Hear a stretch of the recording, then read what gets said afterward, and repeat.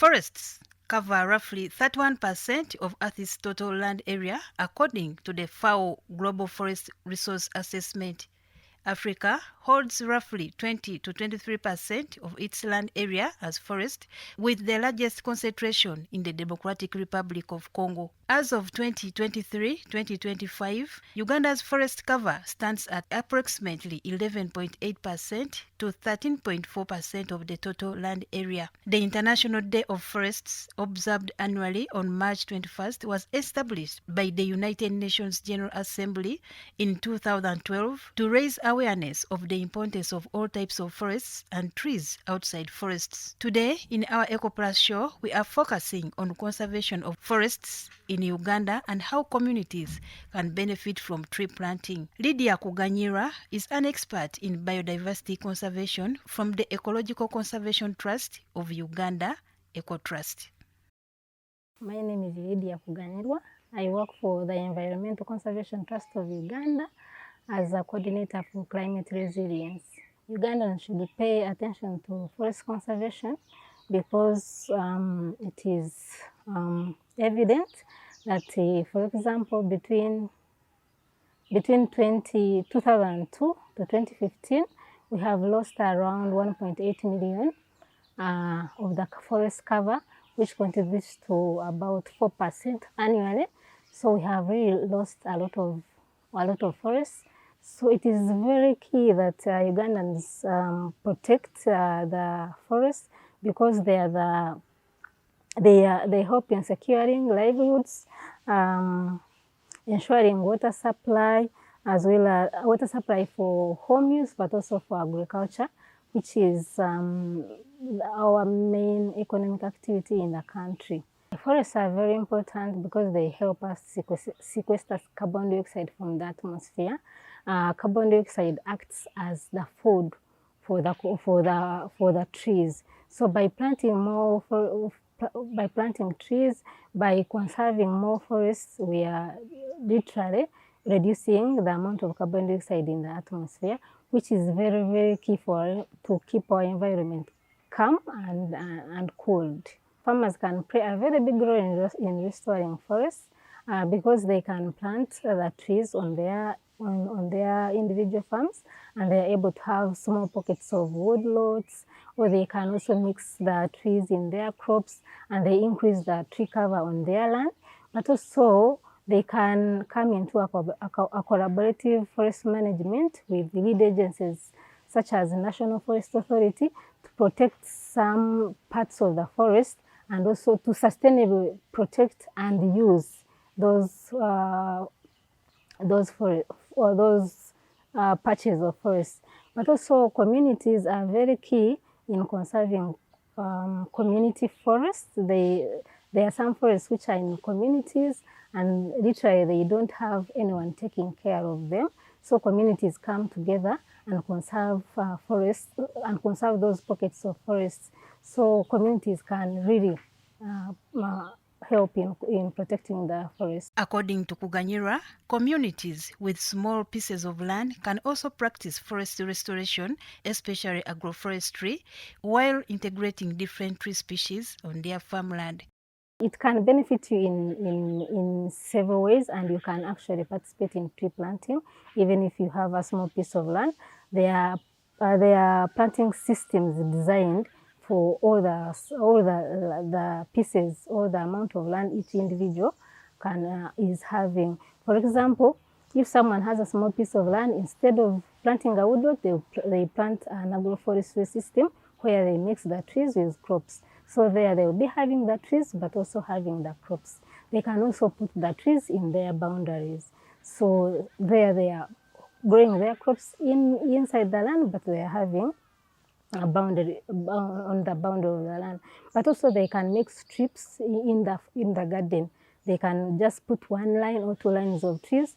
Then there they benefit from both the crops and also the trees. The recommended agroforestry tree species here in Uganda include Myzopsis eminai. It works very well with cocoa. You can plant macamia, which is Musambia. You can plant mogote, which is Prunus africana, which is also very important which has a very big medicinal value. Yeah, you can plant wabugia. Yeah, those are some of the species you can plant. If you're planting a woodlot, you can plant mahogany, you can plant movule. But if you're mixing them with crops, you can plant grevillea. And agroforestry gives more benefits to tree planting other than other planting systems. Because for them, by growing trees, you're increasing manure in your garden, and you're boosting the crop production on that particular piece of land.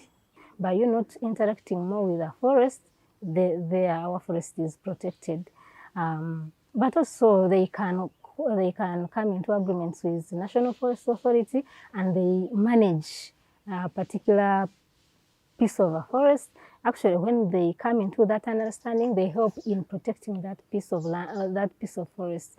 So that's how communities have and in return they are allowed to pick out some few of forest resources like firewood, like medicinal herbs, like small poles, but in a controlled way. They do it in a controlled way, not just going there to just disrupt. And they are very key because they assist in protecting the forest at large from encroachers. Yeah. The Environmental Conservation Trust of Uganda, ECOTRUST, undertakes forest restoration as a business in rural communities through conducting carbon credits and fostering agroforestry to reduce pressure on protected forest areas. ECOTRUST plays a very crucial role in environmental conservation as well as improving social welfare. How? By facilitating restoration as a business. So at ECOTRUST, we do restoration as a business. We are restoring, yes, but we're also looking at the business part of it, and we will do that across very many districts in Uganda. And we work with smallholder farmers. So we do restoration as a business with very many smallholder farmers. And our main role is to bridge the gap between the rural communities and the international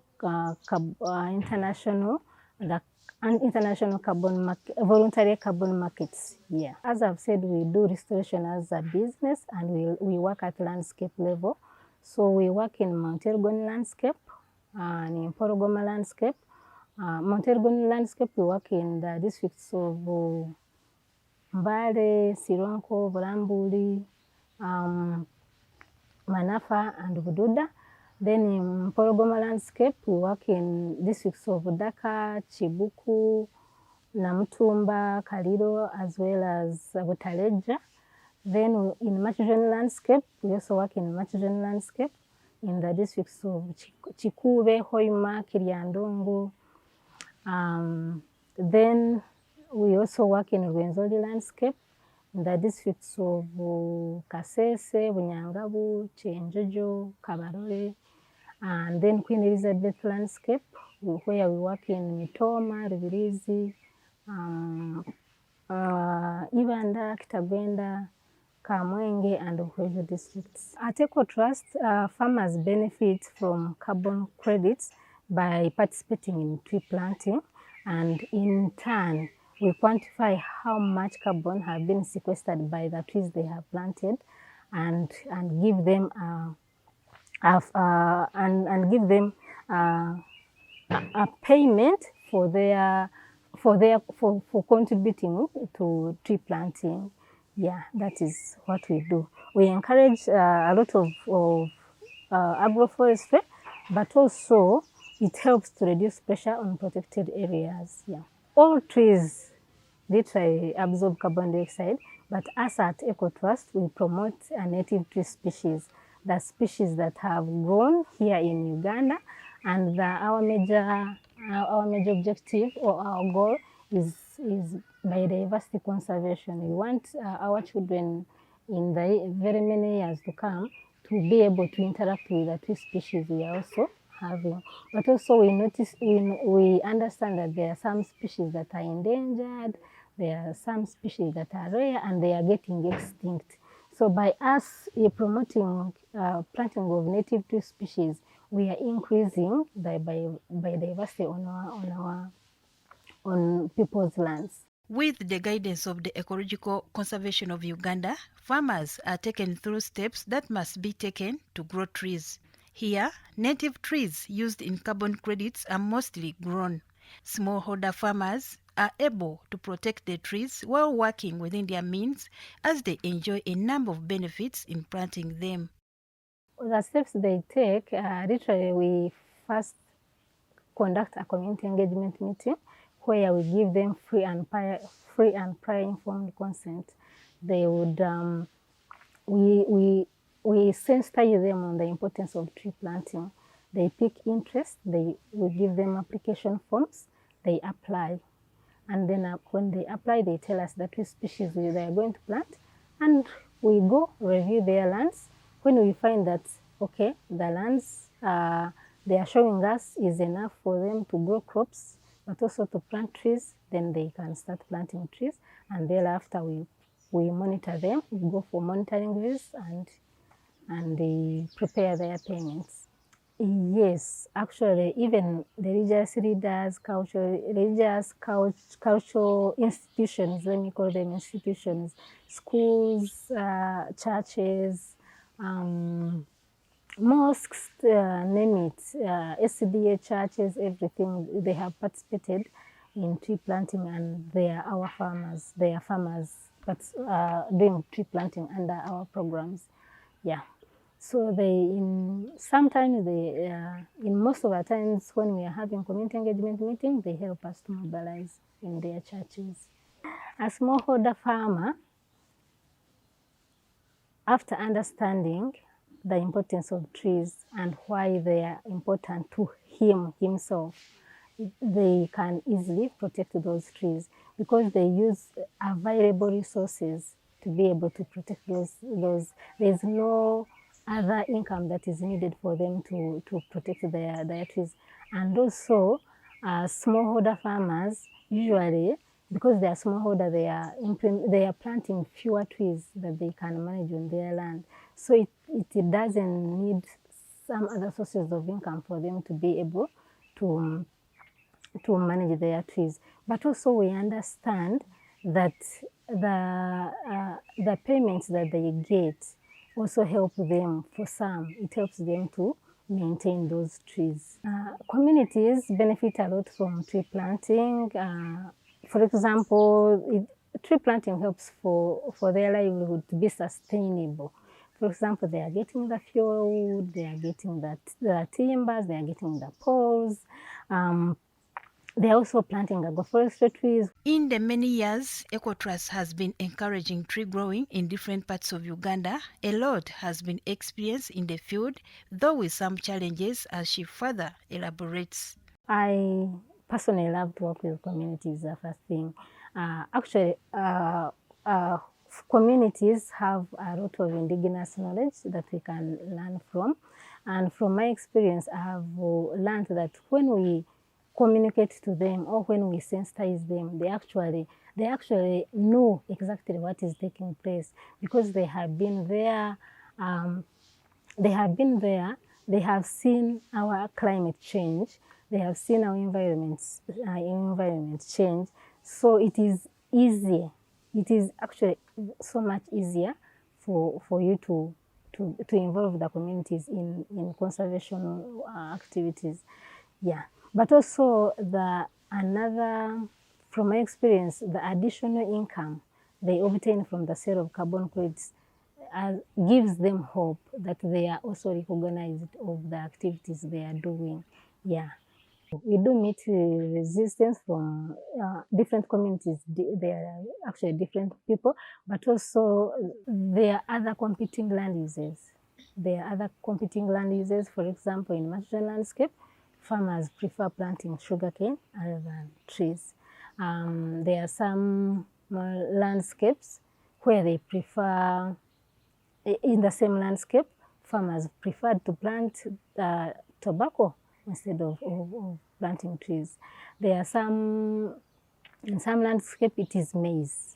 They don't want to mix their trees with the maize. So really resistance have been there, but it is negligible, I can say. The challenges, sometimes people like, the challenges we have encountered mostly is like in some cases uptake is slow, because people are trying to see whether really this thing is real, it's not going to grab people's land, since we are planting trees on land for a very long time.